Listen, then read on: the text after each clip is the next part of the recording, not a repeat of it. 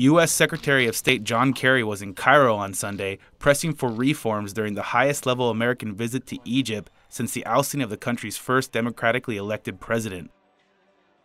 The Egyptian's military removal of Mohammed Morsi in July, followed by a harsh crackdown on his protesting supporters, led the U.S. to suspend hundreds of millions of dollars in aid. Kerry met with the Egyptian Foreign Minister Nabil Fahmy at the Egyptian's capital's Fairmont Towers hotel on Sunday morning. He was also expected to meet with Egypt's interim president Adly Mansour and Army Chief Abdel-Fattah al-Sissi, who was also defense minister. The State Department expected a frosty reception for Kerry, especially with tensions running high on the eve of Monday's scheduled start to Morsi's trial on charges of inciting murder.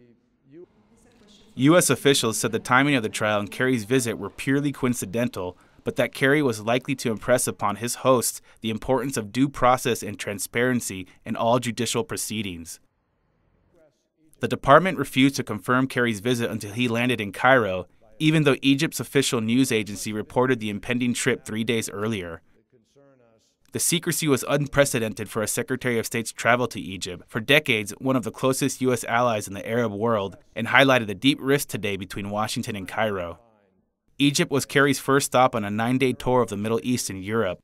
The trip is widely seen as a damage control mission to ease disagreements between the U.S. and its friends over Syria, Iran, and the revelations of widespread U.S. surveillance activities around the globe. From Egypt, Kerry planned to travel to Saudi Arabia, Poland, Israel, the Palestinian Authority, Jordan, the United Arab Emirates, Algeria, and Morocco.